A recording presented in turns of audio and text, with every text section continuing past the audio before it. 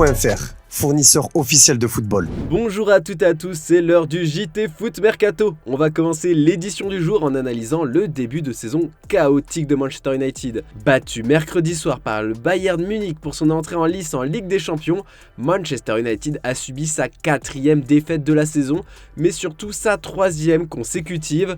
Les White Devils n'ont remporté que 2 matchs seulement depuis le début de saison. Ils encaissent en moyenne 2,5 buts par match.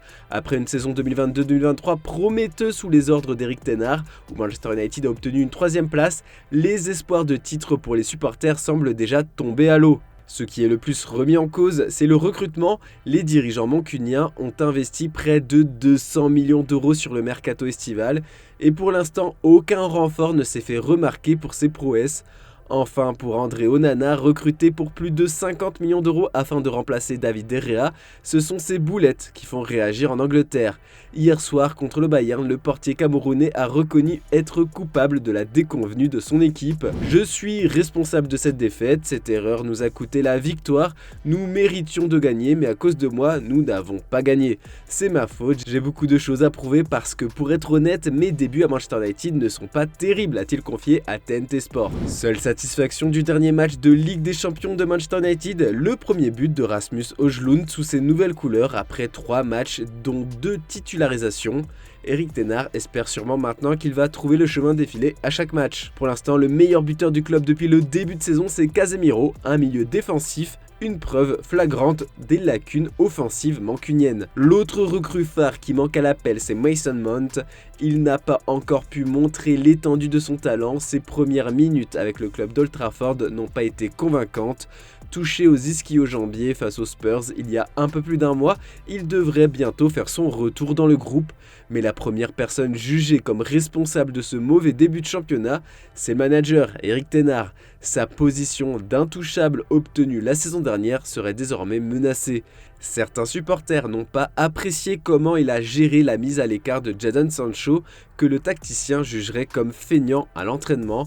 En tout cas, Bruno Fernandes, lui, reste confiant pour les semaines à venir, ils vont s'en sortir. I think no one would expect us to come into Bayern and score 3 goals.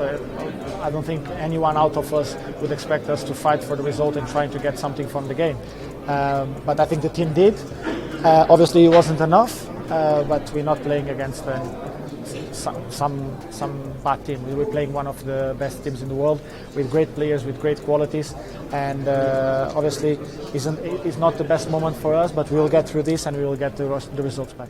Mais Manchester United est également dans la tourmente en raison de 2 affaires extrasportives. En août dernier, le club mancunien décidait de se débarrasser de Mason Greenwood en raison de ses déboires judiciaires.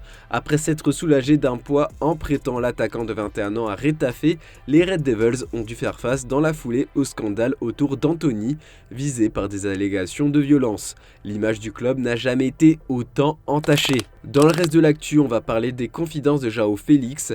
Le Lusitanien signe de très bons débuts avec l'équipe coulée. Auteur de 3 buts et d'une passe décisive, Félix a déjà fait le tiers de ses performances de la saison passée en seulement 3 rencontres, toutes compétitions confondues. De bon augure pour la suite, même si le principal intéressé a confié à Mundo Deportivo qu'il ne s'attendait pas à vivre des débuts aussi parfaits sous ses nouvelles couleurs. En vrai, que ce soit aussi bon, non, honnêtement, je n'y attendais pas. Je pense toujours que c'est l'endroit idéal pour moi, mais la vérité c'est que les choses se passent très bien et je ne m'attendais pas à ce qu'elles aillent si bien, qu'elles continuent ainsi et qu'il en soit ainsi jusqu'à la fin.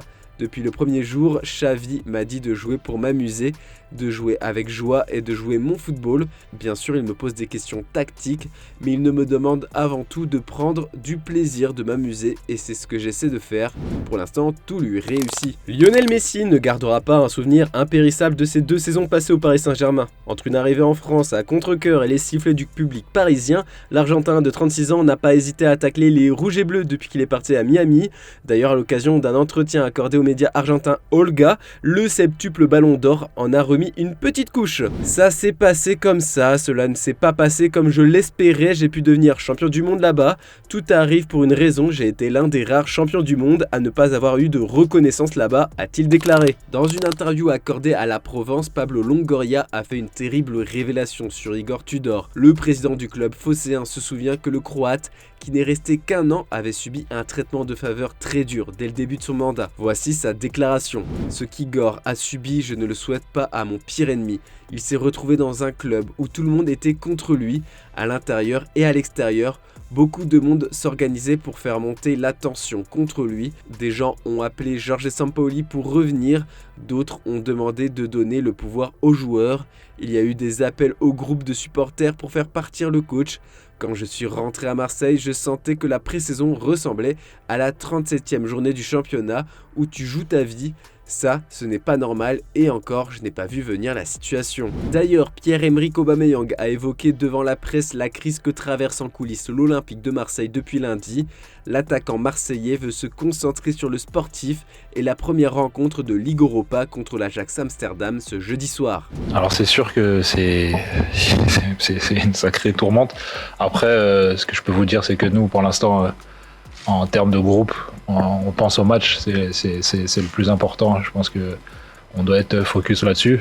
Nous, ce qu'on attend de nous, les footballeurs, en tout cas, c'est des résultats sur le terrain. Et voilà, c'est la seule chose qu'on puisse faire pour le moment. Et voilà, pas grand-chose à dire de plus. Vous commencez à vous y habituer, on va vous présenter les compositions probables du jour. En crise, l'OM et l'Ajax vont tenter de relever la tête. Voici les deux 11 qui devraient débuter cette rencontre. Dans les cages marseillaises, sauf surprise, Paul Lopez sera là au coup d'envoi de la rencontre. Il pourra compter sur le quatuor Renan Lodi, Samuel Gigot, Chancel Mbemba, Jonathan Klaus. Pour remporter la bataille du milieu de terrain, le coach intérimaire devrait miser sur Azdin Ounahi, Valentin Rongier et Jordan Verretou. Devant, Vitinha sera aligné en pointe. Il sera accompagné de Pierre-Emerick Aubameyang sur l'aile gauche et d'Ilman Ndiaye positionné sur l'aile droite. En face, l'Ajax devrait débuter en 4-3-3 également. Devant le portier Jay Gorter, on retrouvera une ligne de 4 composée de Borna Sosa, Jorel Hato, Josip Soutalo et Anton Gaï. Dans l'entrejeu, les Néerlandais s'appuieront a priori sur le trio Berghuis, Taylor, Tahirovic. Enfin, Chouba Akpom et Steven Bergwijn soutiendront Brian Brobbey qui évoluera en pointe. Et petite nouveauté aujourd'hui, l'équipe type de la première journée de la Ligue des Champions choisie par la rédaction de Foot Mercato. Pour le poste de gardien, nous avons retenu Alexander Schlager. En défense, Achraf Hakimi, Jules Koundé, Antonio Rudiger et Alejandro Balde ont tenu la baraque. Devant la défense, place à Casemiro. Malgré la défaite de son équipe face au Bayern, le Brésilien a été très bon. Devant lui, place à un autre joueur qui a brillé dans cette rencontre, à savoir le jeune Jamal Musiala.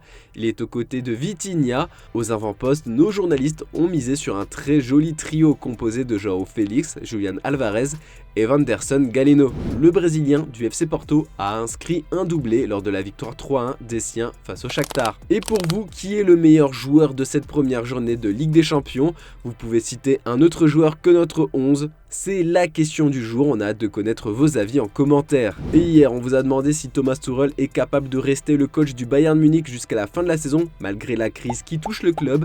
Et bien en commentaire, vous êtes une majorité à penser que l'Allemand va rapidement être viré par les dirigeants bavarois. Bon, depuis, Thomas Tuchel a obtenu une belle victoire contre Manchester United, et ça c'est surtout grâce à Mathys Tel.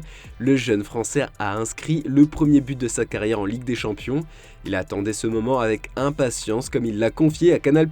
Il y a plein d'émotions. J'ai ce rôle d'apporter un plus à l'équipe quand je rentre. J'attendais ce but depuis un moment car j'avais déjà fait des matchs de Ligue des Champions l'an dernier. Je continue à tranquillement m'installer, de montrer que je suis là. Et puis pour les fans aussi, car c'est aussi pour eux qu'on joue. L'équipe de France, oui, c'est dans un coin de ma tête, mais il faut rester patient. Aujourd'hui, je dois encore grandir au Bayern et si ça vient, je me tiendrai prêt. En attendant, le buteur de 18 ans touche déjà le cœur des supporters. Vu qu'il avait du mal à rentrer au vestiaire, il est resté un bon moment sur la pelouse en compagnie d'un jeune supporter bavarois. Ce beau moment, c'est l'image du jour, je vous laisse mater ça et à demain pour un nouveau JT sur Foot Mercato.